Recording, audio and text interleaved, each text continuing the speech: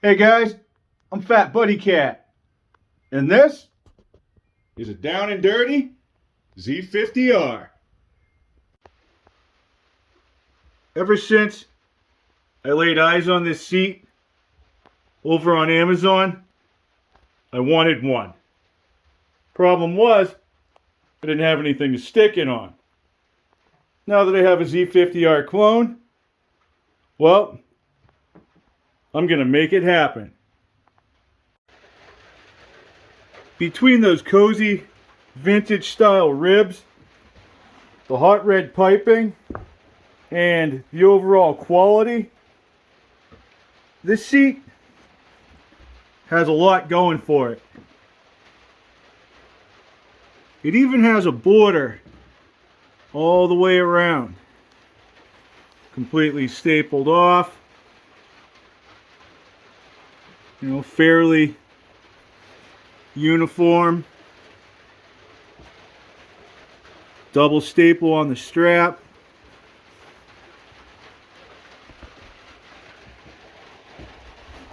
We could even catch a little bit. There's a double stitch on that piping. Some sort of a high density plastic, and 8 of these big dookie studs sticking through. This doesn't resemble any of the traditional Z50R seats. It kind of looks like a replacement for a Honda Monkey, or maybe one of the earlier vintage trail bikes. Those seats sit back and up, which in my case is a good thing, because believe it or not, I'm a little bit tall for this mini bike. This is what they give you for mounts. I took a look for some pictures, and the best I could find was on the vintage trail bikes. And it looks like these go under the seat in the back, and I think I got the wrong one. I think this is the left side. They hook behind the shocks on this stud. We'll have to remove a washer and replace it with this hanger instead. So we'll have one of those on each side, and then this big glorious son of a gun is supposed to go just like that, and it connects to these 4 studs on the front of the seat. Problem is, one, it's too wide, and problem number 2, well, we just installed our coil there. Grr. How are we going to mount anything? First thing we're going to do is back off these 2 nuts and drop it down. Looks like we got ourselves a straight shot. There's nothing in our way now. That's because it's hanging out right here. Our next move is going to be feeding those same bolts that were holding this coil on back up through these holes going this direction. I'm going to add a lock washer to each one before I do it. Once it comes through, I'm going to shish kebab 8 lock washers onto each one. I'm actually going to try 7 washers. Over there on the right side, I threw the ground wire in the mix. Nope, it's going to take all 8. You get the idea though. I'm just trying to keep the coil from touching the metal itself. That way, when this is constantly vibrating, it's not always up against the housing. See that? That's what 9 will get you. I'm not too worried about it. As long as it's not making contact with the frame underneath, and I can fit my hanger over it.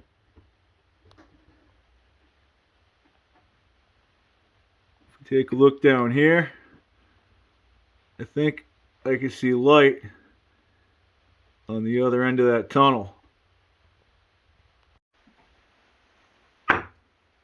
That is a piece of all thread.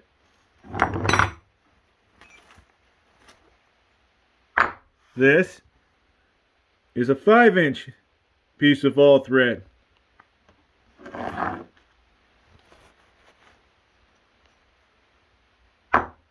Here we have a 5-inch piece of all thread with a washer and a nut welded on the end. You could just buy a bolt, but hey, I had this kicking around. The coast looks clear.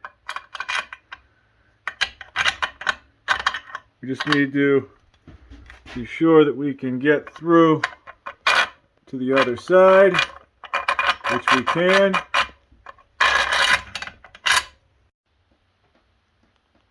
The holes on the hanger itself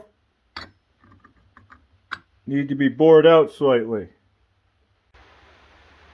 You could get yourselves a smaller gauge of all thread or a smaller bolt, and then utilize some sort of grommet or bushing to reduce the size of this hole. We're going to go a different route.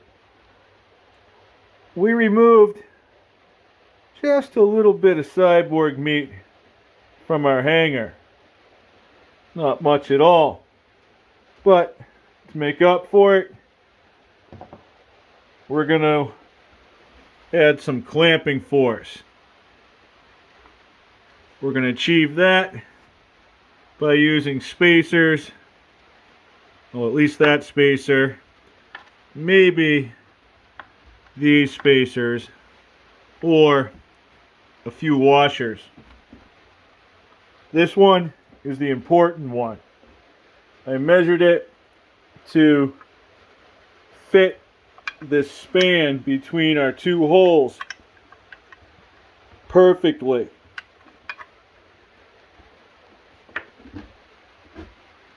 Once we have our all thread bolt in place and we start adding torque to it, we don't want to squish our frame at all. My homemade bolt is going through the hanger, 3 washers, the frame, and then that spacer. I'm going to push it out the other side and then do 3 more washers, my hanger, and then a lock washer and a nut. Well, if that doesn't frustrate you, I don't know what will. See down in that hole? That's the spacer moving around. And even though my all thread cleared, my spacer did not. meaning it made contact with the head of the bolt that holds the coil in place. So we either have to slot this hole in this hole or just suck it up and drill one more. So the same way I set my coil, I'm going to start from this hole this time and work this way. That way I'm on either side of this going underneath. It's not going to matter up in here. It's just what's going on down here. For what it's worth, I just touched up some red paint on the two holes that we're leaving behind. This time it worked. When I got it through, I realized I was a little bit too tight, so I removed one washer. I have two on each side. That way my hanger is nice and square when I squeeze everything together with the Torque Thunder. All that came with this seat was 8 nuts. So for what it's worth, I'm adding a lock washer to each one as well. I sense nylock in the near future here too. I have all my hangers on, and now comes the really super awkward part. The back ones are going to replace the last of the 3 washers, the one closest to the shock.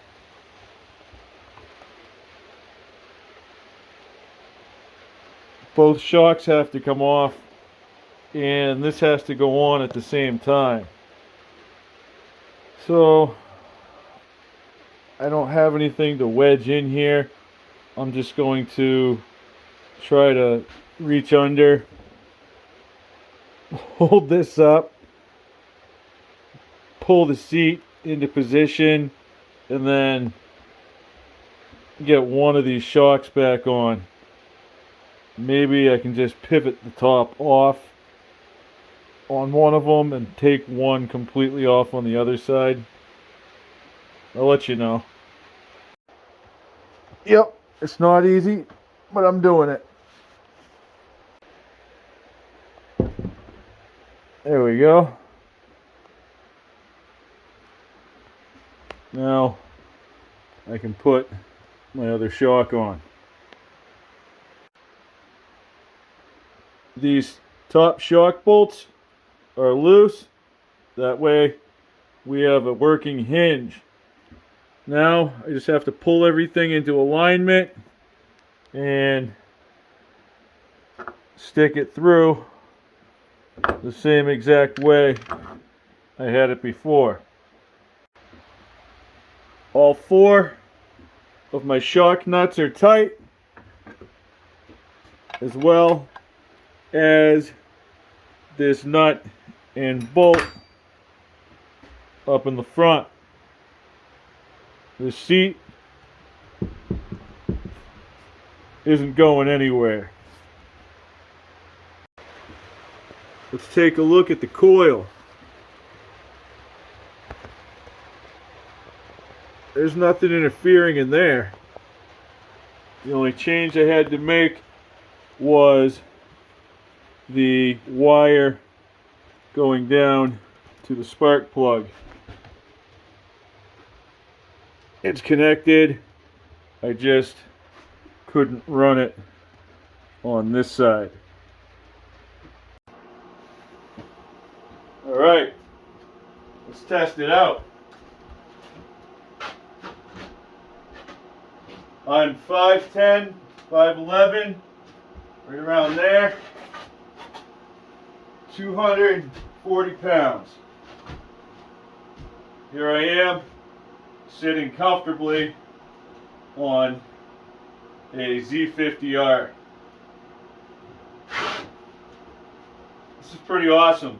I added a little bit of preload to these rear shocks. They're adjustable. This goes down a lot further. Seems to have a nice bounce right about there. I'm really glad that I beefed up this front fork.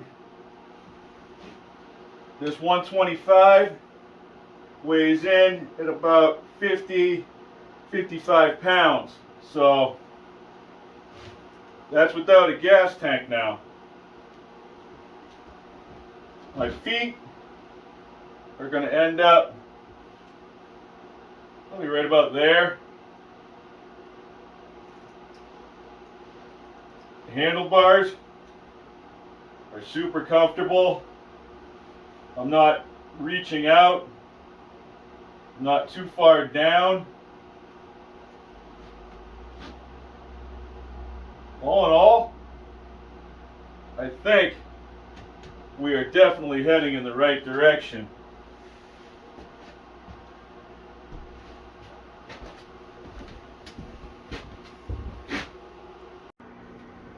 I took a minute to clean up my wiring again.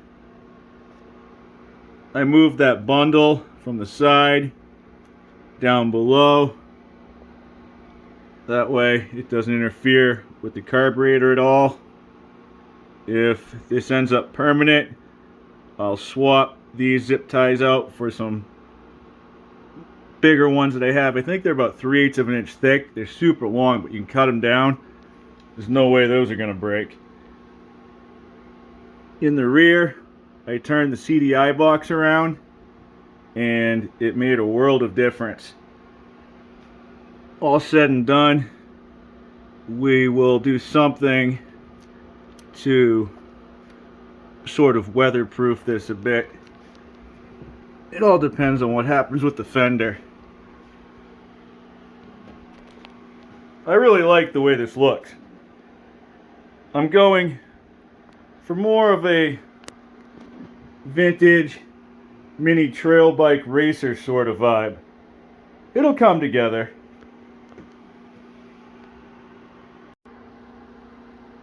The next thing that has to come together is this budget exhaust system.